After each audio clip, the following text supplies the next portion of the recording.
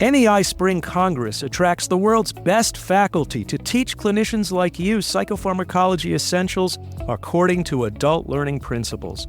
Register today to join leading experts at our 8th annual event, being held May 8th through the 10th in person in Philadelphia, where I was born and raised, and via simulcast online. Use discount code NEIPOD25, that's NEIPOD25, to save $100 on your registration at nei.global/SP Congress 25F. That is nei.global/SP Congress 25F. Discount good on new registrations only.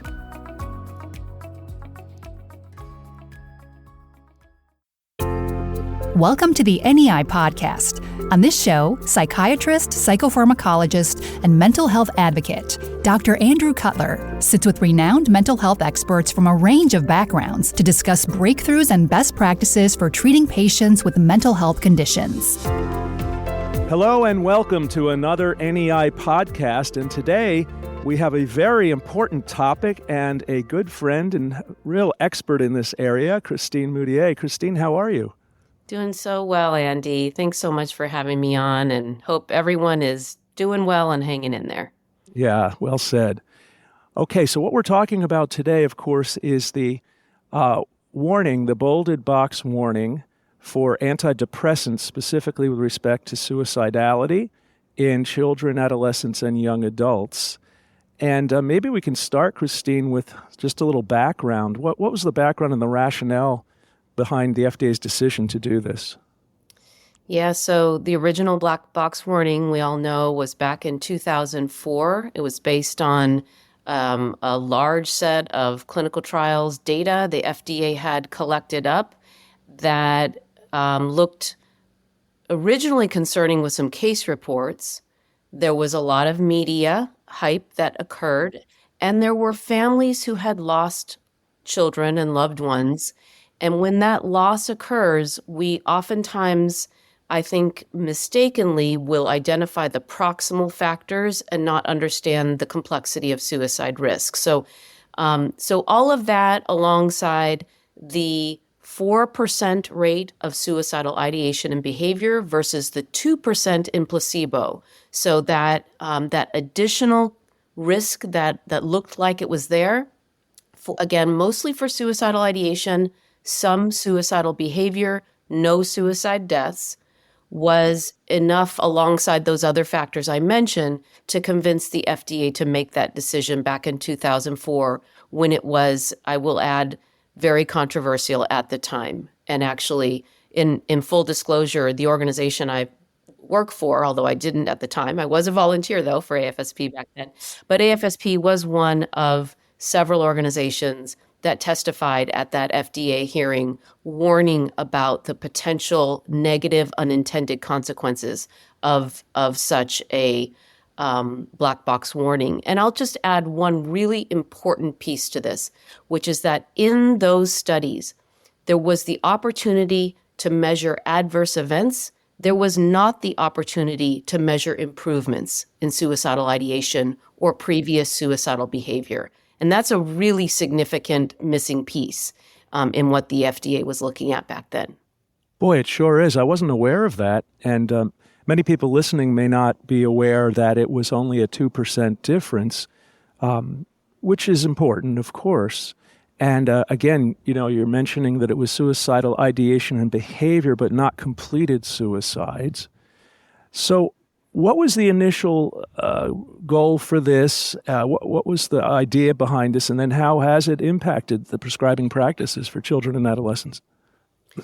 Well, I think the intention truly was to have a best case scenario where pediatricians and mental health professionals, as well as parents, would have a greater awareness of the need for close monitoring of all of it, of any changes that can occur, especially at the start of treatment in those early days and weeks. And particularly, the warning was for young adults and children, although then was later modified to, and the data showed really was only for 18 and under. And so that was the effect, the intended intention on for the black box warning. I think the challenge is that black box warnings are usually reserved for a very dire sort of next to last phase step before a medication can be pulled altogether due to things like liver toxicity and other physical types of toxicities. And so this was, my opinion is that it was a misapplication with a good intention of increasing the monitoring that unfortunately had many unintended consequences. Right, and maybe we could talk about some of those unintended consequences. And before we do, Christine, you mentioned originally it was 18 and under, but the actual warning was expanded, I believe, to young adults defined as 24 and under. That's right, even though the data that was analyzed actually showed the reverse to be the case, that the actual additional conferred risk was for only age 18 and under. I'll add one more piece to this, which is that 3 years later, the FDA decided to try to have some additional impact by modifying the warning. And what they did in 2007 was to add a significant statement as a reminder that major depressive disorder itself confers a high degree, probably one of the most potent risk factors for suicide that scientific studies shows. And so they additionally tried to make that step, I think perhaps as a way to try to mitigate some of the things that already were coming forward by that time. Yeah. And so what have been some of the unintended consequences? What has happened since then? Well, what the data shows, and there's a number of studies, the Mental Health Research Network follows literally millions of patients. And so some of this data is from these very large data sets that are reflective of real life practice that's going on around different parts of the United States. And so one of the most concerning things was that immediately the rates of diagnosing depression in both young patients, pediatric patients, but also young adults, also middle-aged and older adults, the rate of diagnosing depression dropped down. And those rates, again, per age group, really across the board, went from what had looked like a very beautiful increase in the recognition of depression as a potentially treatable and serious medical illness, even in primary care, to that rate of diagnosing and treating dropping downward, again, across all age groups. So there was sort of a bleed over effect into the care of older patients as well. I was not aware of that, Christine. I knew in younger patients that happened. Yes. And so it was less identifying depression and then less lower rates of treating depression as well. And even amongst those younger patients who were diagnosed with depression, the rate of not being given treatment among those who even were receiving a diagnosis also went up. So there's sort of a double whammy of, I think, clinicians pulling back in a state of hesitancy or fear to even make the diagnoses that they were becoming more comfortable with making in the years prior. And then even when diagnoses were made of depression and other mental health conditions, but let's just say keeping it just with major depression alone, the rate of treatment, both using medications as well as other forms of treatment.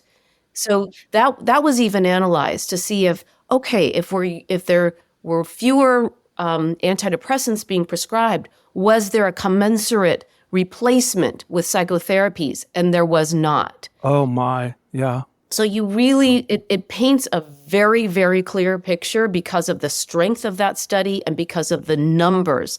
They were in the millions of patients that this data comes out of. So that was really kind of the first step that really paints a clear picture. And then I think we can just converse and theorize about a number of other coincidental things that were going on, secular trends that were going on in the world, that I think this black box warning, in addition to, attitudes about medications in general, across physical and mental health conditions, the rates of adherence and acceptance of treatment. That's a well-studied phenomenon, that even when it comes to treating migraines and asthma, for example, the rates of, after the first month prescription is filled, to go on to stay on medication, there's a large drop-off. And again, so psychiatric conditions are not the only ones. So kind of just this, I would call it a very basic human feeling about the need for being on meds or treatment in general. And then there's the maybe some opinions and feelings about pharma, some for good reason, but possibly kind of bleeding throughout, attitudes towards big pharma. And I would even say for psychiatry in particular, those attitudes are different and more negative than for, say, other illnesses, where at AFSP we're collegial with other organizations like the cystic fibrosis and rheumatoid arthritis and multiple sclerosis, et cetera, et cetera. And in those populations, it's so fascinating to me that the view of pharma there is to come alongside patients and families and develop treatments that are needed to save lives. And somehow in psychiatry, we don't benefit from that same, I think, rational viewpoint.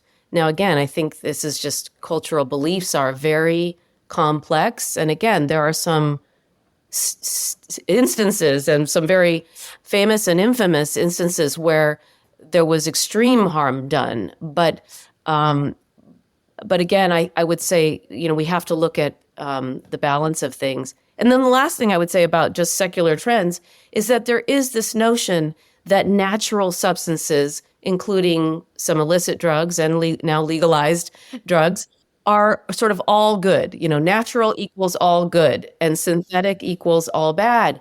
And that belief, again, so I think it's many different things, but I think it has created a sense of fear amongst any number of not just clinicians, but the parent community and then just the general population. And people look on the internet when their doctors are talking about the, treatments that they're recommending. And so it has become, I think, even more difficult to really appropriately and aggressively treat depression like I feel like we might have been on the right track towards doing back in the sort of 90s. Yeah. Yeah, to your point there about natural, I like to say sometimes that people seem to like their treatments, their medicines with stems and leaves attached, as if natural is better, when the fact is these are all chemicals. Even if you're getting something natural, there's some chemical in there. That's right. And ideally, the medicines that are FDA approved have faced much higher scrutiny as far as safety and all of those things. I remember very well, Christine, as you know, I've been doing clinical trials getting drugs approved, and I remember doing trials in children and adolescents for the atypical antipsychotics in particular back in the 2000s. And there was, if you remember, a huge scrutiny, as you've said, especially on giving medications such as atypical antipsychotics to kids. And there were hearings in Congress, if you remember, about this. So you're right. We have to sort of remember the political climate at the time and the media climate at the time. Well, and not to get political in this moment, but there are indications that we could be facing some similar types of scrutiny, that we need a balanced look. We absolutely need to take a look at adverse events, and obviously we'll get to it for the clinician and patients and families, looking at the balance of, risks and benefits of treatment, risks and benefits of alternatives, and the risks and benefits of not moving on anything. And all of that needs to be in the mix. Yeah, that's so well said. I think sometimes when we're thinking of, risk benefit, we sometimes think just about side effects, but I like to say, well, what's the risk of inadequately treating the illness? Yes. And as we know, depression, as you've well said, is associated with suicidality as the worst outcome. Help me understand, you mentioned this was originally from FDA's database of antidepressants. Wasn't it mostly SSRIs, maybe SSRIs and SNRIs? That's my understanding. Well, the data set that I looked at most recently, it may have started with just the SSRIs, but it did move into a state of including 9 antidepressants in the total data set that was being looked at. Now, in some of the pediatric studies that occurred after that time, then some of them took a look specifically at fluoxetine, and then there were several others that were added into some of the studies. So different data sets did include different ones. And that's a point I want to come back to a little later when we talk about what might have been going on here and some of the factors that did explain a little bit of that increased risk. But let's also talk about the fact that you mentioned the rates of diagnosis and treatment have gone down. Sadly, as we all know, first of all, you mentioned the background of things. We know there's been a significant increase in suicide, particularly amongst even children, but especially adolescents and young adults over the past several years. And, people theorize social media and other factors contributing to that. But if we go all the way back, has there been an increase in suicides related to the warning that scared some HCPs away? I think there is correlational data that we could theorize about. I'm very cautious about linking that up in terms of causality. Number one, because of the complexity of suicide. And when you look at rates and population rates, we could look at any number of things, including the economy. That was the trends that were going on at the time. We could look at, later, certainly the advent of social media. We could look at any number of things in entertainment and things that the population is sort of being influenced by. Yeah. How about substance use?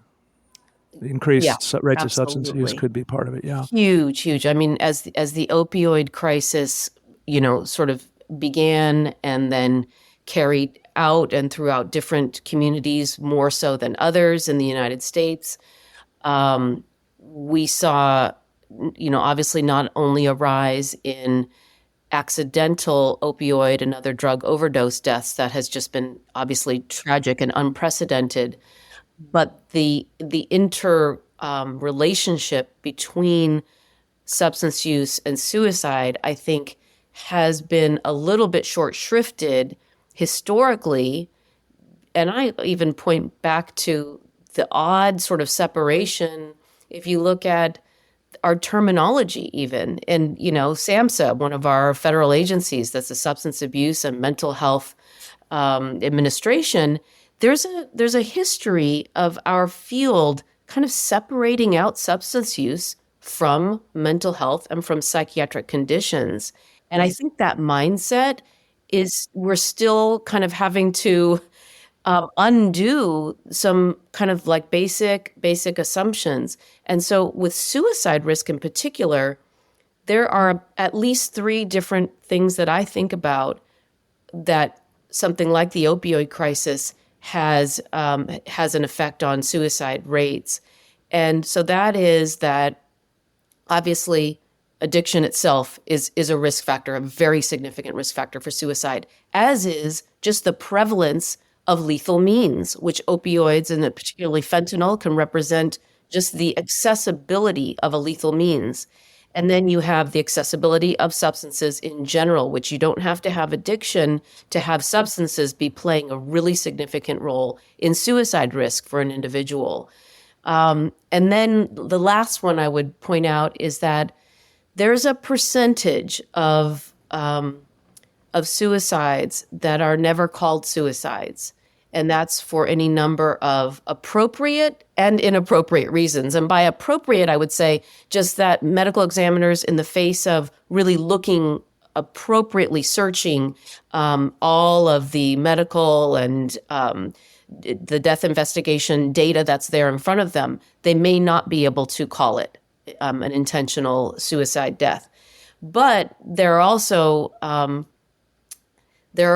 inappropriate ones where we know there's a study that shows that the counties that have coroners who are not medically trained individuals who are leading the death investigation and the determination of cause of death, that those counties compared to the counties that have medical examiners, they are more likely to be socially influenced by stigma to not call an actual suicide death a suicide. So anyway, so there's going to be a intersectionality of overdose deaths, some of which are actually suicides that are called accidental, and then there are the ones that are undetermined for sure, and those, of course, a percentage of those could also be suicides. So it's a very interrelated kind of areas.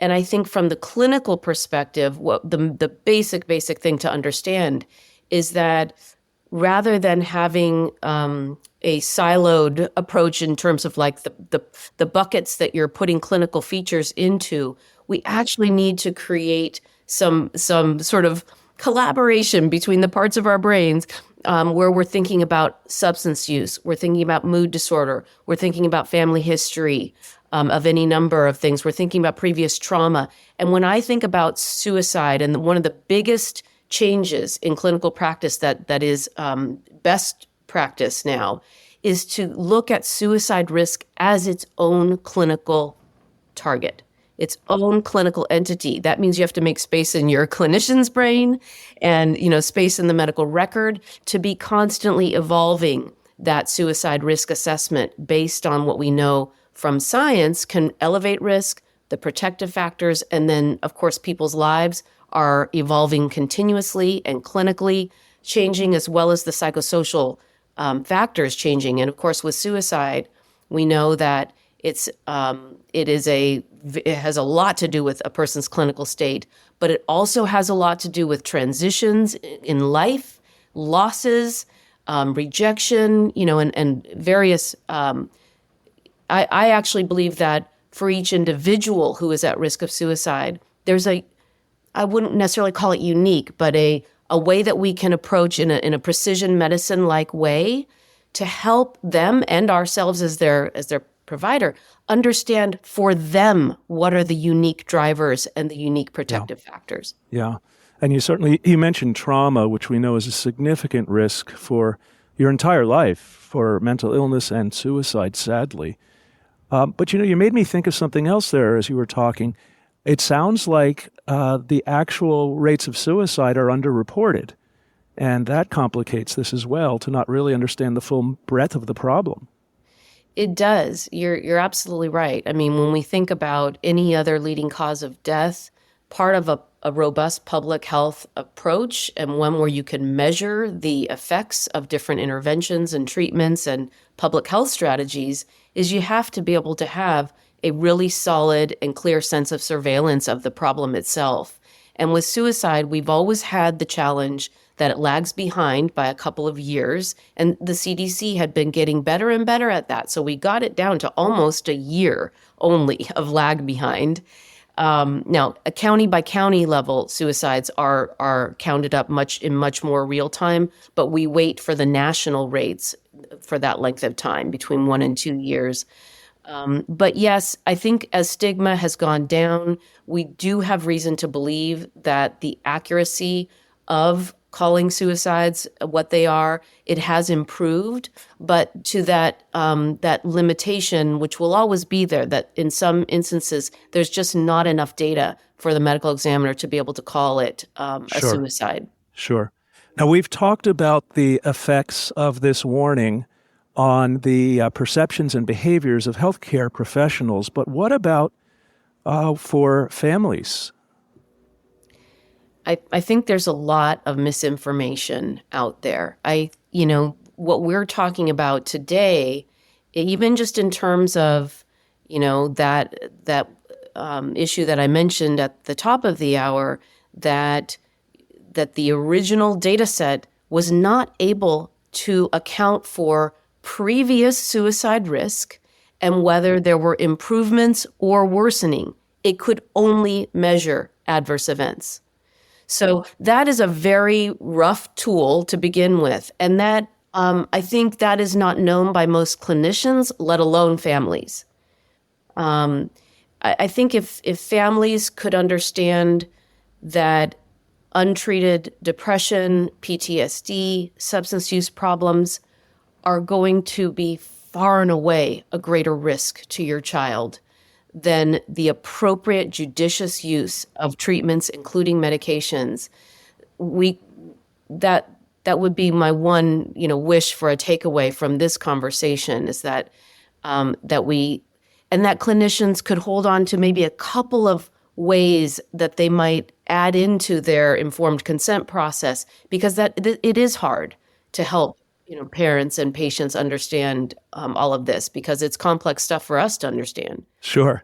But specifically, how has it affected family and even the patient's perception of antidepressant safety and efficacy to some degree? I think it's had a very chilling effect where the assumptions are around harm and only looking at harm. And again, that's important to look at very carefully and in the whole balance of the data we have to look at. But it does not account for the potential benefits, nor the potential for harm if you use a different modality or do nothing at all. And I think the thing that worries me the most is honestly the fact that we haven't made much headway as a society in our overall, the fact that mental health conditions generally show up in young people's lives as they, their age of onset. It's 50% by age 14 and 75% of mental health conditions by age 24. And yet, across all Americans with psychiatric conditions, less than half are receiving treatment. So we are still missing that first step of identifying. And I understand that for parents and even sometimes pediatricians, it can be tricky business differentiating kind of normal developmental stages and all of the transitions that occur in normal childhood development, which there's a lot of change going on. But I think my personal opinion is that we had started to make some very good headway in the understanding of major depression as a serious and life-threatening medical illness, that it was being treated as such. And now we've slid backwards because of this sort of fear and conflation. Yeah, you're right. It sounds like that families and patients have become afraid of antidepressants. I mean, as you said, it's responsible to be concerned about risks, and it's important for us as healthcare providers to do a full informed consent of all the possible side effects and risks. But unfortunately, as you've said, fear both by clinicians and by patients and families has decreased the use of these medications appropriately. Yes. You've talked about people at youth. Are there certain populations or subgroups of young patients who may be more vulnerable to these warnings and to the consequences? Well, I think that we know that certain mental health conditions really evolve significantly over the course of the young childhood years into pre-adolescence and then through the teen years. So I'm thinking about the child who initially it might look like impulsivity, hyperactivity, some mood lability, maybe a little bit of oppositional, a lot of reactivity. Those kids, and depending on what their family histories look like, and depending on the competence, frankly, of the clinician to look at that whole picture, they may have an evolution of diagnoses. And I would say even with the best clinicians involved, sometimes there is, right? So that they may look like they have ODD or ADHD, and then maybe a mood element develops on top of that. anxiety can be a significant component and oftentimes is one of the most early and heralding signs of not only an anxiety disorder, but of the potential for other disorders to emerge, like depression, like bipolar disorder, like Even- ADHD. Yeah, and even schizophrenia, Yes. at first looks like this, the prodrome, if you will. Exactly. So, I do think that the undetected, either bipolar disorder, certainly that would be the most clear-cut at-risk group for an unopposed antidepressant to have some less than typical effects, right? It oftentimes can look like some mood improvement, but it can also look like there's agitation, insomnia, sometimes a mixed state type of clinical presentation can occur. And I think those are all that can be actually used sort of diagnostically, not definitively, but can help a clinician, right? Right. So maybe some subgroups would include those with a strong family history, maybe of mental disorders, Yes. those with trauma, maybe those who don't have great social supports or learn good coping skills, substance abuse. I think we've identified a number of risk factors here. One of our colleagues, one of our NEI faculty colleagues, Manpreet Singh, who's a real expert on child-adolescent mood disorders, taught me that bipolar disorder usually presents not with an obvious mania, but more with mixed states, as you mentioned. And those mixed states, that's absolutely been shown to be a higher risk for suicide. Yeah. That's right. So I think, being very meticulous with children and adolescents, with the history taking and really asking in different ways to elicit what are the experiences that child is having internally, because these are not, they don't necessarily have the language for it to just say, tell me how you're feeling. And then, of course, the family history as well can be incredibly helpful, as you say. I do think one thing that's not very well known is that the emergence of ADHD as a risk factor for, as one of the mental health conditions that is a risk factor for suicide, that was only made clear in the last maybe 5 to 7 years. We didn't really have good data on that before. Absolutely. And so, but I think rather than, here's the real challenge. When I am thinking of suicide risk, which is what I'm always thinking about, I'm thinking about coming in closer to that person, really trying to determine what is the best course of treatment and support, educating the family, of course, but it does not mean backing away from medications. It means being extra careful about the diagnosis and extra careful about the choice of medication, and of course, then the monitoring, especially early on. Yeah. When you're talking about ADHD, the classic study was in 2019 by Sun and colleagues, and my friend Steve Ferrone is an author on this, and this showed 1.5 times increased risk of premature mortality was the actual thing if you just have ADHD. With each additional comorbidity, your risk of premature mortality goes up logarithmically, not linearly. So, of course, if we throw depression, anxiety, substance abuse on top of ADHD, and of course,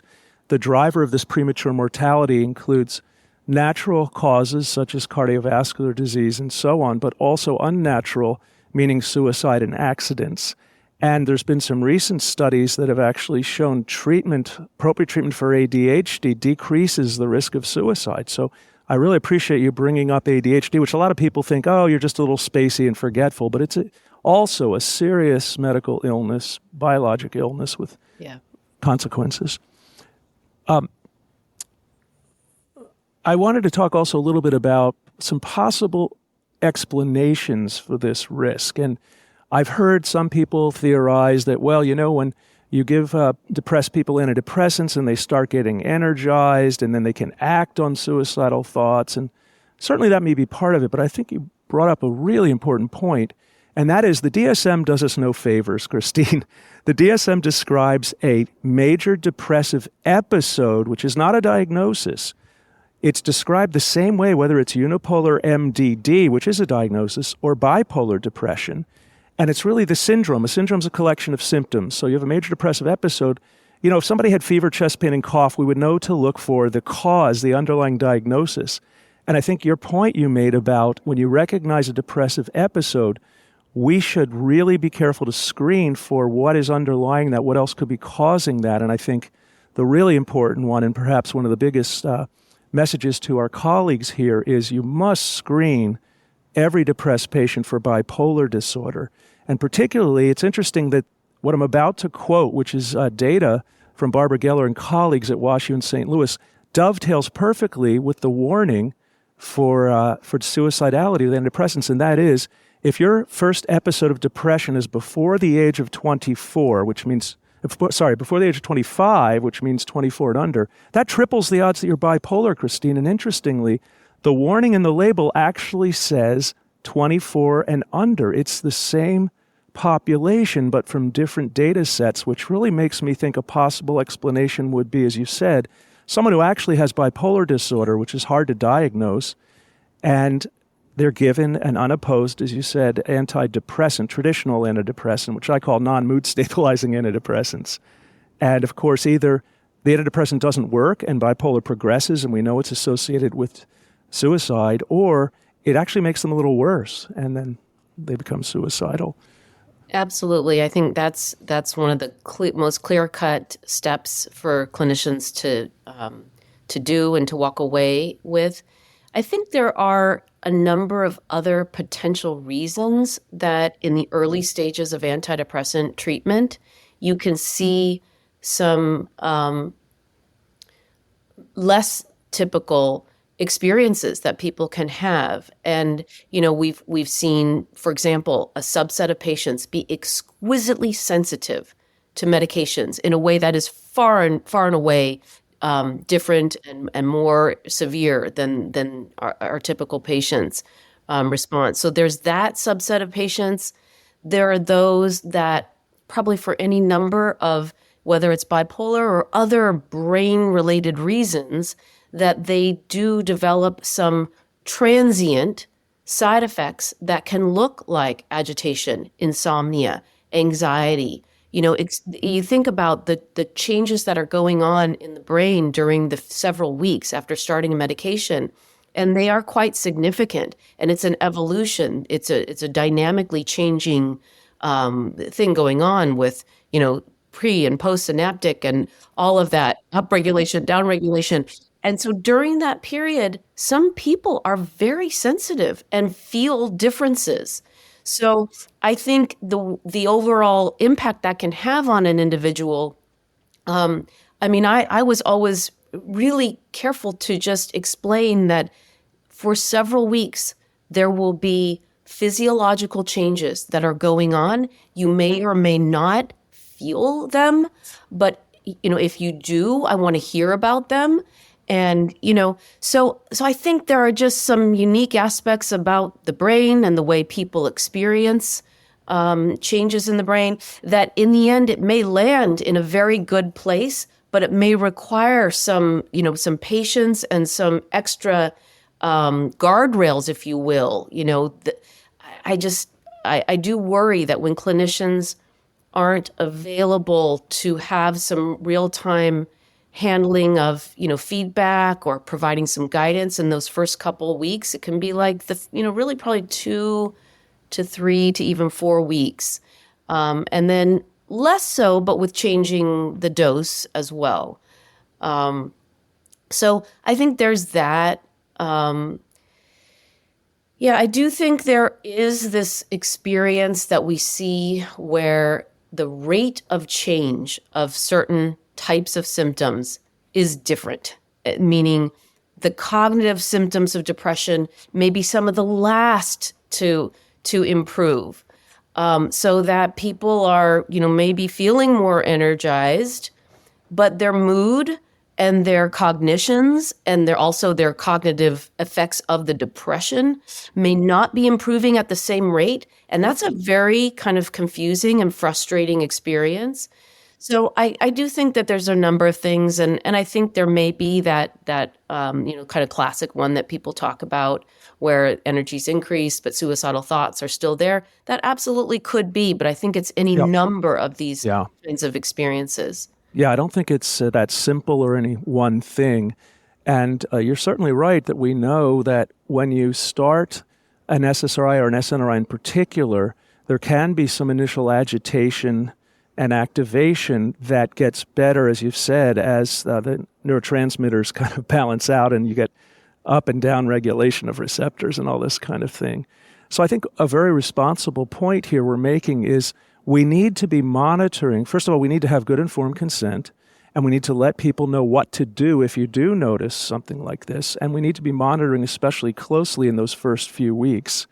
And also, I think we need to be very vigilant about modifying our diagnosis should things not go well, as we've said. Yeah. You know, something that concerns me too, Christine, is this sort of broad brush approach the FDA has applied. And by that, I mean, I talked about the traditional non-mood stabilizing antidepressants, but now the atypical antipsychotics that have been FDA approved for bipolar depression have also gotten this warning. And yet the data suggests that atypical antipsychotics decrease suicidality, especially in bipolar patients. So it's almost unfair that they've also gotten tarred and feathered, if you will, by this broad brush. Yeah, it seems that FDA uses a sort of categorical approach. And so if they had applied it originally to antidepressants and now with different mechanisms of action that are being looked at, but where there are mood elements and particularly being used in depression, even adjunctively, that they just apply this sort of broad sweeping, as you say, and really, I'm sure they're thinking it's a cautious approach, but the problem is it can actually be just an inappropriate and unhelpful approach. Well, I think many of our colleagues have had the experience I've had where someone reads this warning, particularly with an atypical antipsychotic, and on top of all the other concerns about atypical antipsychotics, they say, I'm afraid of this medicine, I don't want to take it.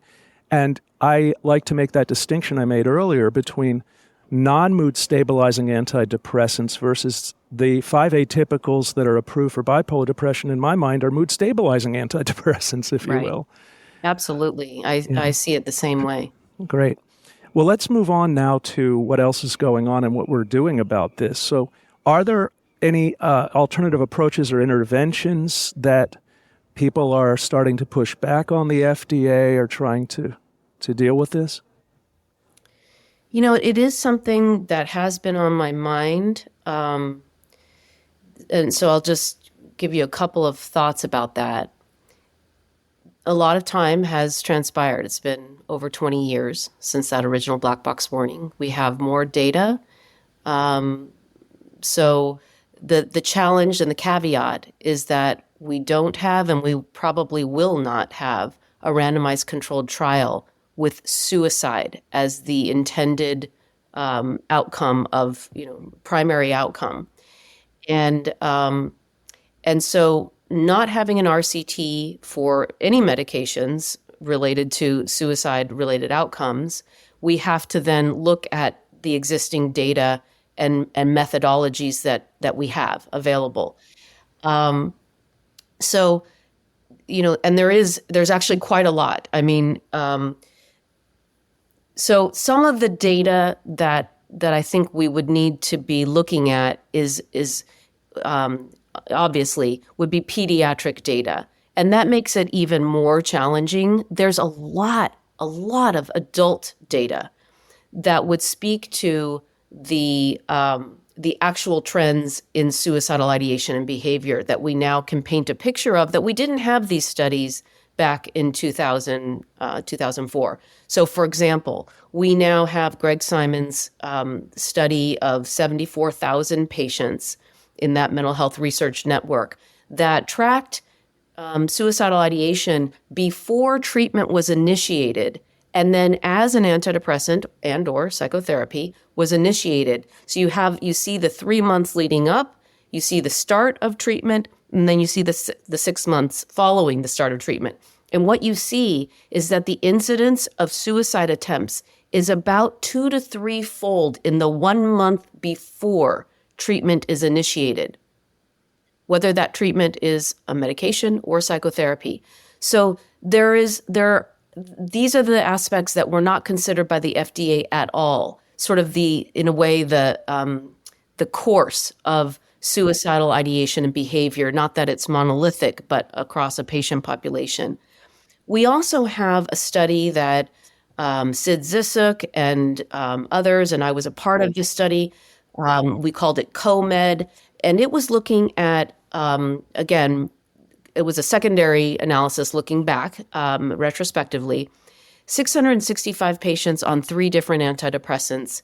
And again, the beauty of this study is that we had their data about suicidal ideation or behavior before they were initiated on the antidepressant or before a switch occurred. And the outcome of that study really showed that the course of suicidality was that those who had some baseline suicidal ideation or previous suicidal behavior, recent suicidal behavior, when their treatment was started, the vast majority, I think it's 86% and even higher in some groups, out to 28 weeks, their suicidal ideation had resolved. So that is the more typical course. There were there was a small percentage where there was some newly emergent suicidal ideation. And so that is overall helpful and positive. The tricky thing, again, being that these illnesses themselves are a very potent, powerful risk factor for feeling suicidal as well as for suicide itself.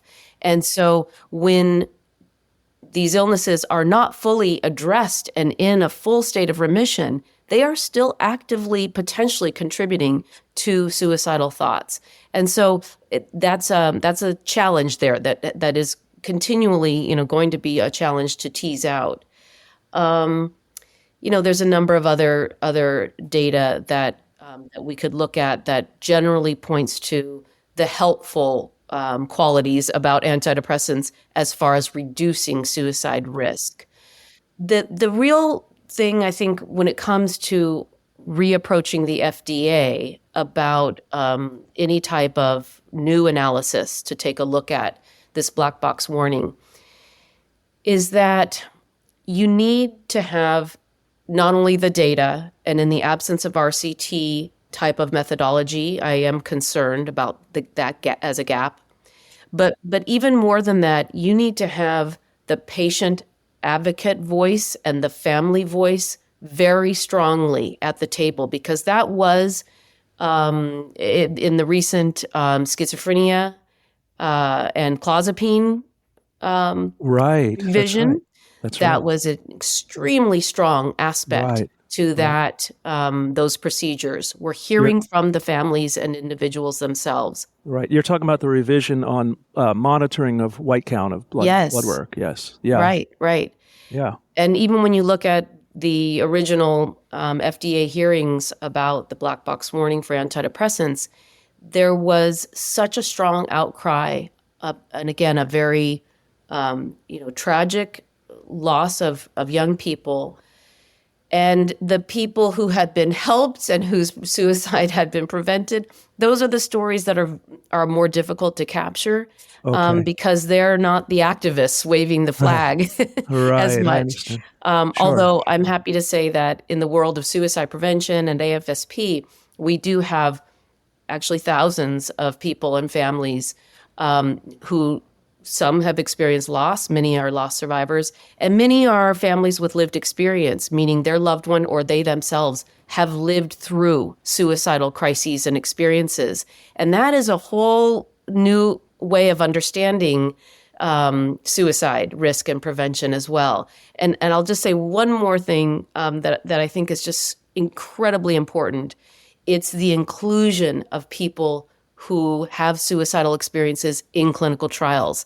That, for many, many decades, that was not allowed. That level of Oh, risk was not tolerated. oh, I know it well from years of doing such studies. Yes. And now I'm happy to say that is changing, maybe a little bit slowly, but in many instances, there is a full realization that suicidal ideation and behavior are part of the course of many people's lives, part of the course of illness in many cases. And if we exclude it, just like we used to exclude women and other, major populations, we don't allow the study of these medications and treatments in really relevant human beings. So that's just something that's still, I think, a work in progress, including suicidal people. You alluded to the lack of RCTs, and of course, the traditional belief has been somebody who's actively suicidal, it's almost unethical to enroll them in a placebo-controlled trial where they might get placebo unless you have very significant monitoring in place. And some recent studies looking at some rapid-acting antidepressants in acutely suicidal patients, they've required them to be hospitalized during at least the initial part of the treatment, which I think makes sense. Right. So there are ways perhaps to do something like that. But what I love is how you're talking about the bigger picture, and we really need to look at the full picture, the bigger picture here. Now, you've alluded to your role with AFSP, it's the American Foundation for Suicide Prevention, of which you're chief medical officer. How has AFSP addressed this complex interplay between medication safety and suicide prevention, especially in younger people? We at AFSP we conduct a Harris poll of the general public. And so we've been kind of tracking the culture, attitudes, and beliefs around suicide, mental health, treatment, any number of these important topics over, I'd say, the last 10 or 12 years. And what we're seeing is an opening up of the acceptance of mental health as a true aspect of human health, a pivotal one. In fact, we could even say there's kind of an outcry for the accessibility of treatment and the support, peer support, family support. So I say all that to say that when it comes to finding the treatment that works for the individual, that is the message. The message is it's a public health approach that we've been taking to try to kind of raise all boats up so that the understanding that mental health conditions are common, are prevalent, that they don't have to be disabling in the way that we might think of that kind of, classically very psychotic individual or chronically severe mental illness, but that people, I got my start in suicide prevention because of the suicide loss of physician and nurse colleagues. So folks can be extremely high functioning and have mental health conditions that are not being addressed or only inadequately being addressed, and where suicide risk then is left to sort of fulminate. So it's all to say that we haven't really, taken it on too specifically. AFSP is not funded by corporate America. We are largely funded by the average $24 donation that our walkers in our Out of the Darkness walks have been raising the funds to really create this movement and awareness. We're the leading private funder of suicide research based on those Out of the Darkness walks. So we take that responsibility very seriously about the public's interest in suicide prevention. And I think we're getting more and more. This conversation has been such a treat for me because I get to express the nitty-gritty of my opinions in a way that are at AFSP, we just have such beautiful social media presence and messaging that is really trying to bring everybody along and essentially start conversations so people aren't remaining silent about their suffering, and then help those in their lives lead them to appropriate help, which then that will get to the point of the primary care providers and mental health practitioners, psychiatrists, psychologists, and all actually need education and help in terms of, in a way, normalizing conversations about suicidal thoughts, understanding that suicidal thoughts are incredibly common in the general population. suicidal behavior is a different matter. And so really, helping develop some nuance around those basics first before we go full bore. But our research program is all over all of it. I mean, innovative, new molecules, biological, we're, looking for biomarkers for suicide risk. It includes all of that. Yeah. Well, I think it would be fair at this point to put in a plug for AFSP and maybe encourage our audience to financially support AFSP and help with your mission, because you certainly do incredibly good work.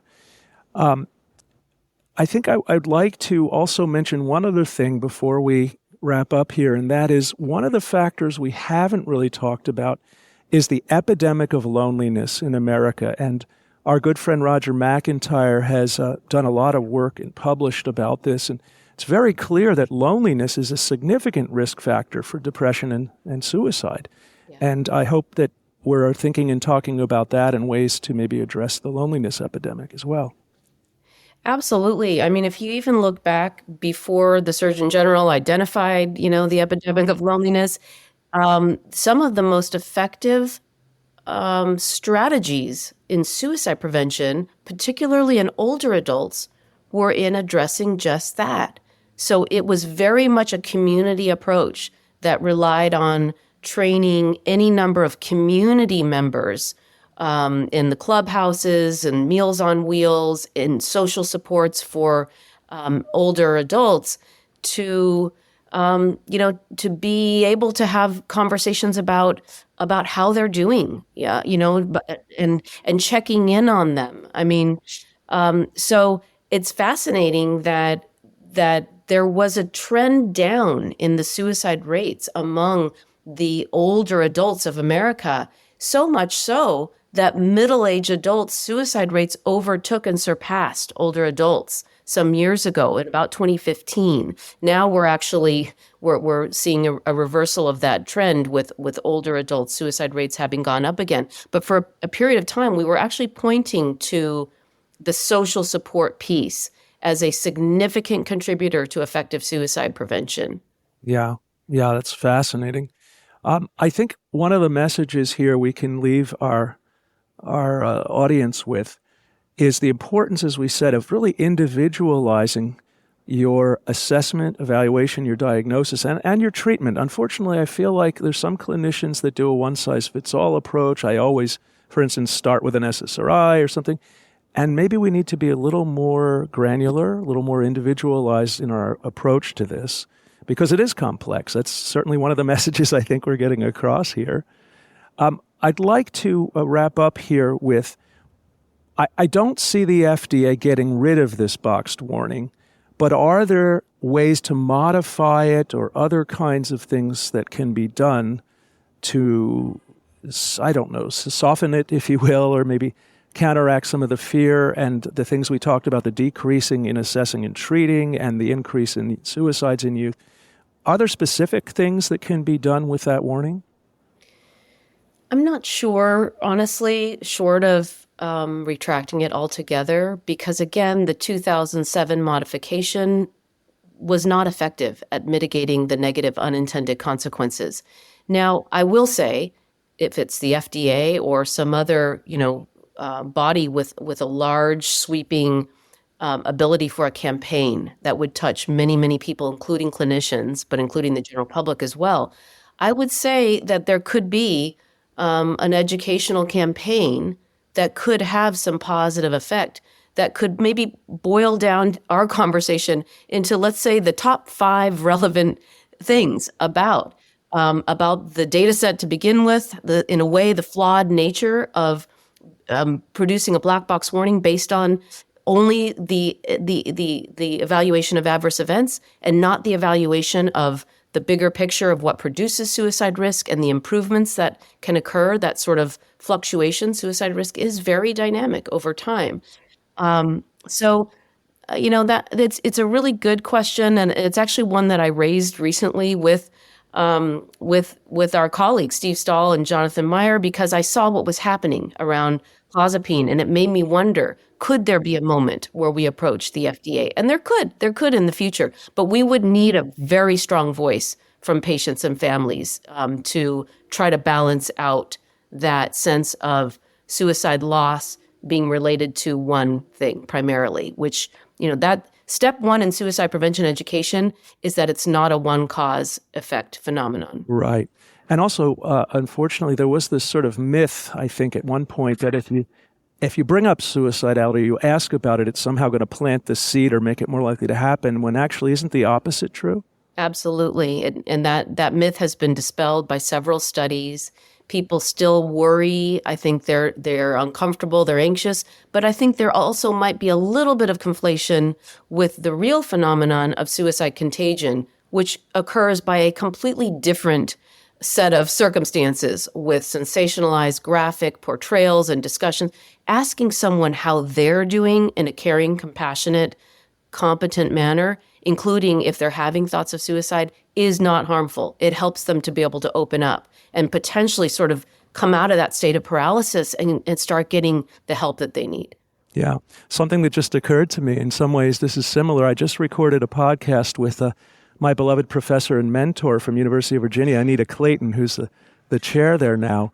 And she trained me, 30-something years ago, that there are certain taboo subjects that we must ask about, and that includes sex, which is, of course, her main area of focus, religion, money, and I would add now suicidality. We should be fearless in providing a permission structure or a safe place to talk about these things. Well, Christine, as always, I have greatly enjoyed this conversation, and I'm positive that our audience has gotten a lot out of this.